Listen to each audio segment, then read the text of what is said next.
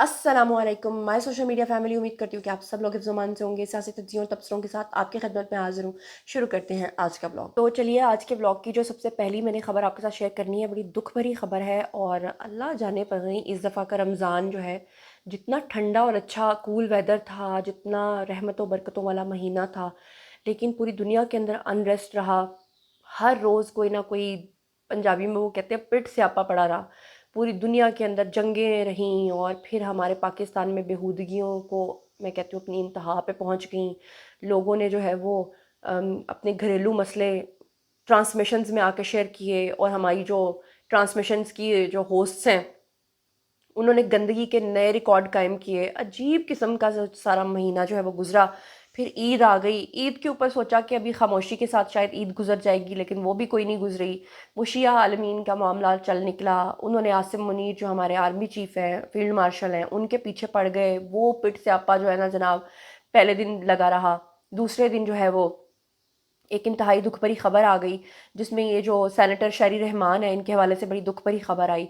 आपने सुना ही होगा, उनकी बेटी की जनाब डेथ हो गई। और उनकी इतनी यंग बेटी थी, और बहुत कम लोगों को उनकी इस बेटी के बारे में पता था।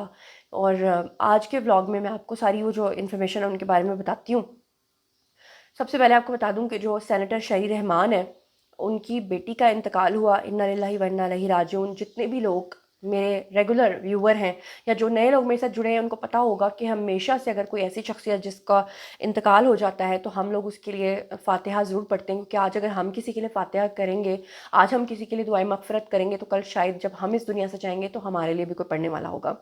तो जितने भी लोग मेरे रेफरेंस से वीडियो देख रहे हैं, एक मरतबा मग़फ़िरत की दुआ कर दें, फ़ातिहा पढ़ें, और कमेंट सेक्शन में फ़ातिहा डन लिख दें, तो मैं समझ जाऊंगी कि जी इतने लोगों ने फ़ातिहा पढ़ लिया। अब सबसे पहले मैं आपको तफसीलात से आगाह कर दूं। सदर ममलकत जो हैं हमारे आसिफ अली जरदारी, उन्होंने भी इसके ऊपर बड़े रंज का इजहार किया है। बहरहाल, जिसके घर में पड़ती है जनाब, जिसके ऊपर पड़ती है वही जान, वो जिस तन लगे वो मन जागे जाने, वो कहते हैं ना, उसी को पता होता है। तो सीनियर सियासतदान और पाकिस्तान पीपल्स पार्टी के रहनुमा हैं जी शहरी रहमान। उनकी एक ही इकलौती बेटी थी, और उसका नाम था जी मारवी खुर्शीद मलिक। उनकी उम्र के बारे में बताया जा रहा है कि वो 35 से 39 साल उनकी उम्र थी। टू मच यंग थी अभी। और उनका इंतकाल हुआ है। और ख़ानदानी ज़राए के मुताबिक जो सेनेटर शहरी रहमान है, उन्होंने जो कंफर्मेशन की है कि उनकी जो बेटी है उसको मामला था क्या। बेसिकली उनकी बेटी को दिमागी एम्बोलिज्म की के बायस जो है वो तशवीशनाक हालत में कराची के एक निजी हॉस्पिटल के अंदर जो है वो शिफ्ट किया गया। तब तक सिचुएशन काफ़ी ख़राब हो चुकी थी। उसके बाद उनकी बेटी को वेंटिलेटर के ऊपर शिफ्ट किया गया। और फिर उसके बाद जो है वो एक, वो जिसे कहते हैं ना, ब्रेन हैमरेज हो जाना, और या वो कहते हैं कि अंदर ही कोई क्लॉट जो है वो खून का वो बह जाना। तो उसकी वजह से उनकी बेटी का जो है वो अचानक से इंतकाल हो गया। शहरी रहमान की बेटी के इंतकाल पे शाजिया मरी और जितने भी पीपल्स पार्टी के रहनुमा हैं, आसिफ अली जरदारी, उन सब ने जो है वो अफसोस का इजहार किया। शहरी रहमान की जो बेटी हैं, उनकी जो नमाज जनाजा है वो बरोज़ पीर 23 मार्च 2026 को कराची के अंदर जो है वो अदा की जाएगी। और आपको शहरी रहमान के बारे में पता ही है कि वो मशहूर व मारूफ सियासतदान है, लेकिन बहुत कम लोग उनकी बायोग्राफी, उनकी बेटी के बारे में जानते हैं। तो चलिए मैं आपको थोड़ी सी तफसीलात जो है उनके बारे में बताती हूँ। सबसे पहले, हम सब जानते हैं कि उनका नाम शहरी रहमान है, लेकिन उनका जो असल नाम है वो है जी शहर बानो रहमान। और उनकी पैदाइश जो है वो 21 दिसंबर 1960 को हुई थी। और काफ़ी ज़्यादा वेल क्वालिफाइड वो जानी जाती हैं। स्मिथ कॉलेज यूएसए से उन्होंने अपनी तालीम हासिल की। यूनिवर्सिटी ऑफ यूके से उन्होंने अपनी तालीम हासिल की। पेशा आपको पता ही है कि वो सियासतदान हैं, लेकिन बहुत कम लोग जानते हैं कि वो सहाफ़ी भी रही हैं। अहम ओहदे की अगर हम बात करें तो सेनेटर रही हैं 2015 से। साबिक वफाकी वज़ीर इत्तलात भी रही हैं, और मौसमियाती तब्दीली की वज़ीर भी वो रह चुकी हैं। अमेरिका के अंदर वो पाकिस्तान की सफ़ीर रह चुकी हैं सन 2011 से लेकर 2013 तक। उनके शौहर के बारे में जो तफसीलात हैं उसके अकॉर्डिंगली, उनके जो शौहर हैं उनका नाम जो है वो नदीम हुसैन है, और वो एक बिजनेसमैन है, और तमीर माइक्रो फाइनेंस बैंक के वो बानी भी हैं। और आपको बता दूं कि शहरी रहमान की जो मैंने जितनी भी इंफॉर्मेशन कलेक्ट की है अकॉर्डिंग टू विकीपीडिया, वो ये है कि उनकी मल्टीपल मैरिजेस हुई हुई हैं। और उनकी जो बेटी हैं उनके बारे में नहीं पता कि वो इन वाले शौहर में से थी या पहले वाले शौहर में से थी। लेकिन बहरहाल ये एक सदमा है जो उनको मिला है, क्योंकि उनकी एक ही इकलौती औलाद थी, जो कि बुढ़ापे में माँ बाप को बच्चों की ज़रूरत पड़ती है, लेकिन अनफॉर्चुनेटली बुढ़ापे में जवान औलाद का गम मिलना ये बहुत दुख भरी बात है। मैं तो इस चीज़ को, यकीन करें, کہ الفاظ میں بھی نہیں بتا پا رہی. آئی ڈونٹ نو کہ اس وقت آپ لوگوں کی کیا فیلنگز ہوں گی. بہرحال اللہ تعالیٰ ان کی بیٹی کو جوار رحمت ان پہ کرے اور ان کو جنت الفردوس میں اعلیٰ مقام عطا فرمائے. اب چلتے ہیں آج کے بلاگ کی اگلی خبر پہ. یہ ایک اور بہت ہی تکلیف دہ واقعہ جو ہے سوشل میڈیا پہ بہت زیادہ وائرل ہو رہا ہے. یہ فوٹیجز آپ کو شاید اسکرین کے اوپر نظر آ رہی ہوں گی، جہاں پر آپ کو ایک بزرگ نظر آ رہے ہیں، وائٹ کلر کے کپڑے انہوں نے پہنے ہوئے ہیں. اور یہ جو بزرگ ہیں ان کو دن دہاڑے کچھ لوگ آتے ہیں اور سڑک کے اوپر جو ہے وہ اغوا کر کے لے جاتے ہیں. کچھ لوگ ان کی فوٹیجز بناتے ہیں، سوشل میڈیا پہ وائرل کرتے ہیں، اور ہر طرف جو ہے وہ ان کے حق میں آواز اٹھتی ہے کہ یہ کیا معاملات ہو رہے ہیں اور ایسا کیوں ہو رہا ہے. یہ جو ساری فوٹیجز وائرل ہو رہی ہیں، یہ جو ایگزیکٹ واقعہ ہے یہ پیش آیا ہے جی اسلام آباد کے اندر. اسلام آباد کے اندر جو ہے وہ آج کے دن میں بڑے ہی دو برے واقعات پیش آئے ہیں. ان میں سے یہ واقعہ ہے اور ایک آپ نے سنا ہوگا جہاں پہ ایک ٹک ٹاکر خاتون کو دن دہاڑے اس کے شوہر نے گولیاں مار کے اس کو ہلاک کر دیا. اب جناب یہ شخص ہیں، یہ بوڑھے شخص ہیں اور اسلام آباد سے ان کا تعلق ہے. اسلام آباد کے اندر G15 کے اندر یہ واقعہ پیش آیا. وہاں پہ وفاقی پولیس کے جوان ہیں جی، انہوں نے ریسٹورانٹ کے اندر آ کے کھانا کھایا، اور جب یہ جو بزرگ ہیں انہوں نے ان سے کھانے کا بل مانگا تو بتایا جاتا ہے کہ انہوں نے اسلحے کے زور کے اوپر جو ہے وہ ان کو اغوا کیا. ابھی تک کی جو تفصیلات ہیں وہ تو یہی آ رہی ہیں. اب لوگوں کا یہ مطالبہ ہے کہ جو ہمارے IG اسلام آباد ہیں وہ اور جو SSP ہیں وہ اس کے اوپر کیا ایکشن لیں گے، اور کیا یہ جو پولیس کانسٹیبلز جو آئے تھے اور انہوں نے ان بزرگ کے اوپر نہ صرف تشدد کیا، بدتمیزی کی اور ان کو گاڑی میں گھسیٹ کے لے گئے ہیں، تو ان کے اوپر جو ہے وہ کیا مقدمات درج ہوں گے یا کہ بس آرام سے اس چیز کو سیٹل کر دیا جائے گا. بہرحال یہ جو آپ کو اسکرین کے اوپر نظر آ رہا ہے، کہا جا رہا ہے کہ یہ اریسٹ ہو چکے ہیں. آئی ڈونٹ نو کہ ایگزیکٹلی اریسٹ ہوئے ہیں یا نہیں، ابھی تک کی تفصیلات کے اکارڈنگلی تو یہی آ رہا ہے کہ وہ اریسٹ ہو چکے ہیں. اور اس کے بارے میں لوگ کہہ رہے ہیں کہ ان کے اوپر 365/34 کی FIR دینی چاہیے. اور اس طرح کے جو لوگ ہیں وہ ہمارے معاشرے کے اندر بالکل ناقابل قبول ہیں. اس طرح کے واقعات ہمارے معاشرے کے اندر جو ہیں وہ بالکل ناقابل قبول ہیں. چلیے جناب، اب ہم بات کر لیتے ہیں اس وقت جو ایران کی سچویشن ہے. بہت سارے لوگوں کا خیال تھا کہ شاید پورے رمضان میں لڑنے کے بعد فائنلی خیال آ جائے گا اسرائیل کو، شاید یہ جنگ ختم ہو جائے گی، لیکن یہ جنگ اب پورے خطے کے اندر پھیل گئی ہے. اور کہا یہ جا رہا ہے کہ آنے والے دنوں میں بہت خطرناک قسم کا جو ہے نا وہ انفلیشن بھی آنے والا ہے، فیول کی پرائسز بھی بہت زیادہ بڑھنے والی ہیں، مہنگائی بھی بہت زیادہ بڑھنے والی ہے. آبنہ ہرمز بھی اس وقت ایران نے دھمکی دے دی ہے کہ اب ہم پورے کا پورا بند کر دیں گے.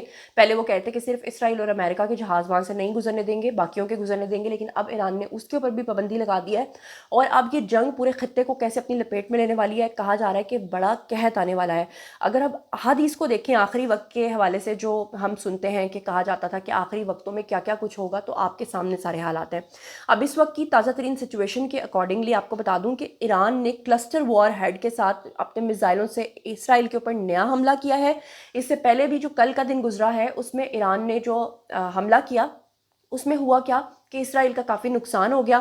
اور اسرائیل کو جو بڑا غرور تھا کہ وہ انٹرسیپٹ نہیں کر سکتے، مطلب انٹرسیپٹ کر دیتے ہیں ہر میزائل کو، وہ انٹرسیپٹ نہیں کر سکے. وہ میزائل جا کے ان کی 8 سے 9 بلڈنگز پہ لگا، کئی لوگ ان کے مارے گئے. اور اب جو ہے وہ ایران نے دوبارہ سے کلسٹر وار ہیڈز کے ساتھ جو حملہ کیا ہے اس میں گاڑیاں اور مکانات جو ہیں اسرائیل کے وہ تباہ ہوئے ہیں. یہاں تک کہ کہا جا رہا ہے کہ دونوں اب ممالک جو ہیں وہ ایک دوسرے کے جوہری تنصیبات کے اوپر حملے کر رہے ہیں. اور آپ خدا نہ خواستہ سوچیں کہ جوہری تنصیبات کے اوپر حملوں کا کیا نتیجہ نکلے گا. میں وہ ایک حدیث پڑھ رہی تھی، اس میں یہ بتایا گیا کہ آخری وقت میں یہ بھی ہوگا کہ کچھ سالوں کے لیے سورج نکلنا بند ہو جائے گا. تو یہ کہا گیا تھا کہ اس وقت جب سورج نکلنا بند ہو جائے گا لوگ مایوس ہو جائیں گے اور انہیں لگے گا کئی سال گزر جائیں گے اور لوگوں کو لگے گا سورج نہیں نکل رہا.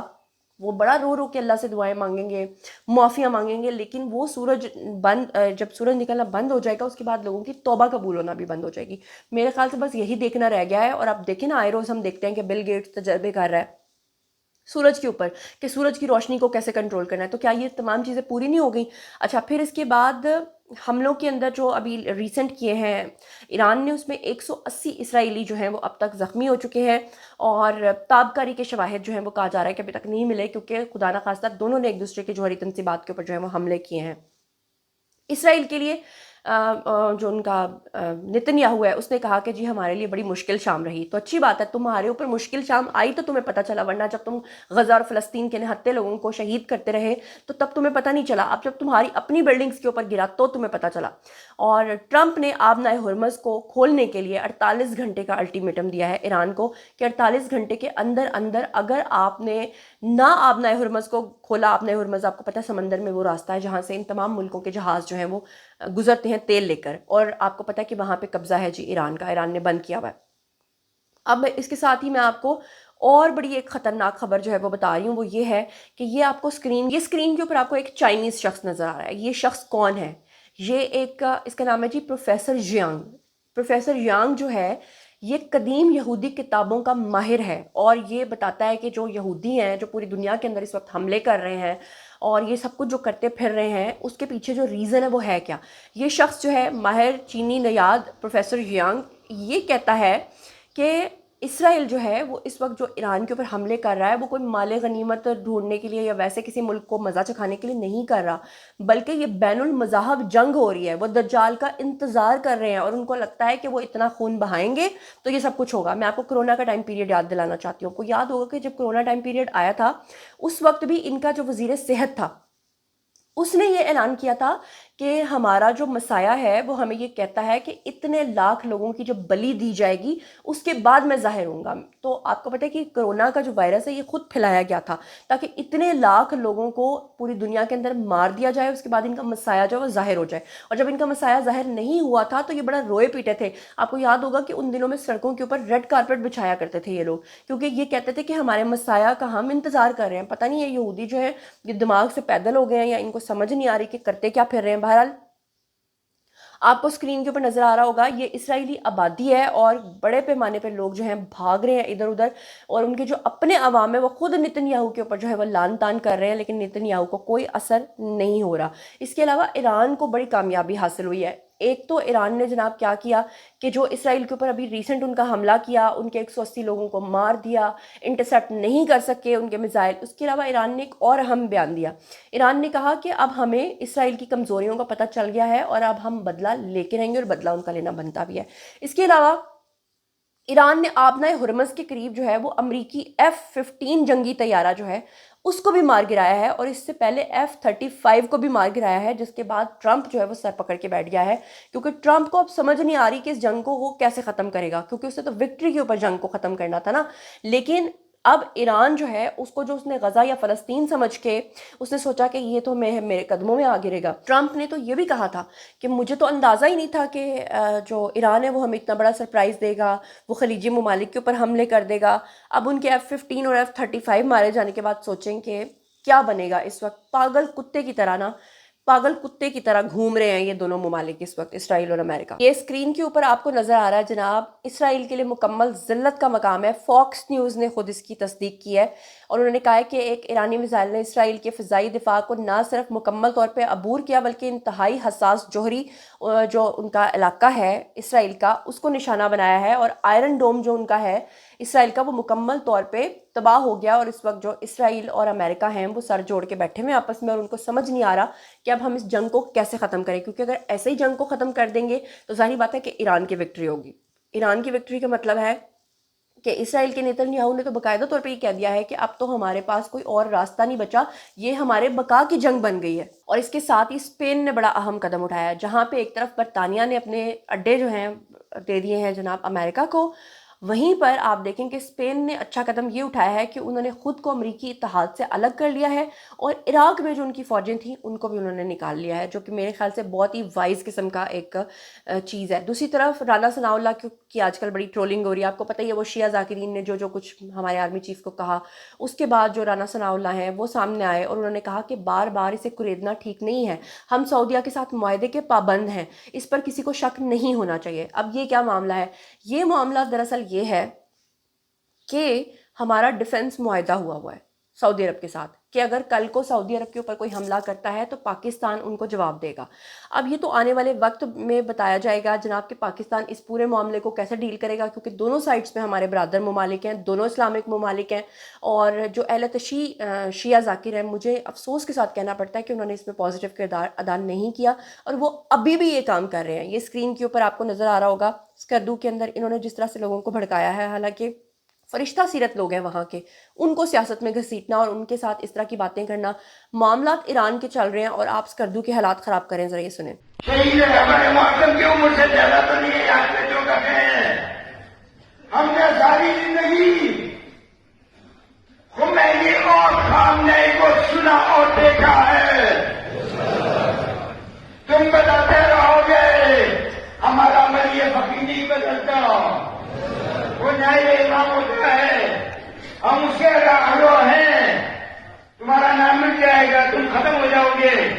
لیکن وہ رہ جائیں گے انشاءاللہ.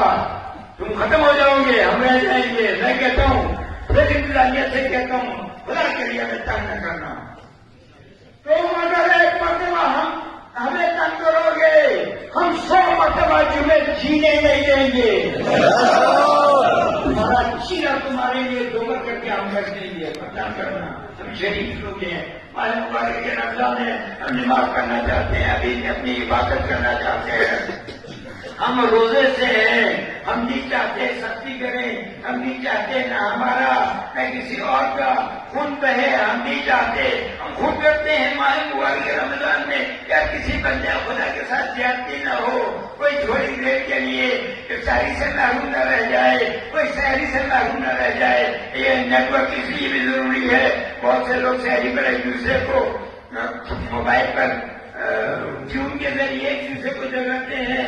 یہ ہمارے مسائل. مہربانی کریں, مہربانی کریں. میں انتظامیہ سے بھی کہتا ہوں, سول انتظامیہ سے اور فوج سے کہتا ہوں, مہربانی آپ اپنی تنخواہ پہ رہیں, اپنی جگہ پہ رہیں, اپنی چوکیداری کریں. ایسا نہ ہو, ایسا نہ ہو, ایسا نہ ہو کہ ہم یہ مطالبہ کریں کہ فوج کا شہر میں کوئی کام نہیں ہے. ہم تمہاری کسی بلڈنگ کو یہاں بننے نہیں دیں گے. ہم بارڈروں پر ہے, بارڈروں پر رہو. اور شہر میں تو انتظامیہ ہے نا, کمشنر ہے نا, ڈی سی ہے نا, تمہاری کیا ضرورت ہے؟ نہ کرنا کہ ہم تمہیں اسکوٹی سے نکال کر باہر کریں. جی تو جناب یہ تھا آج کا ویڈیو. باری ہے جی آپ لوگوں کی, آئی کامنٹ سیکشن میں اور بتائیے کہ اب آپ کو دنیا کے حالات کہاں جاتے ہوئے نظر آ رہے ہیں. جو کچھ بھی آپ سوچتے سمجھتے ہیں شیئر کیجیے, پرسنلی جواب دوں گی. مزید خبریں, ولاگز, انٹرویوز اور سیاسی تجزیے جاننے کے لیے اور میرے سے کنیکٹڈ رہنے کے لیے چینل کو سبسکرائب کر لیجیے گا. اپنا بہت خیال رکھیے گا. اللہ نگہبان.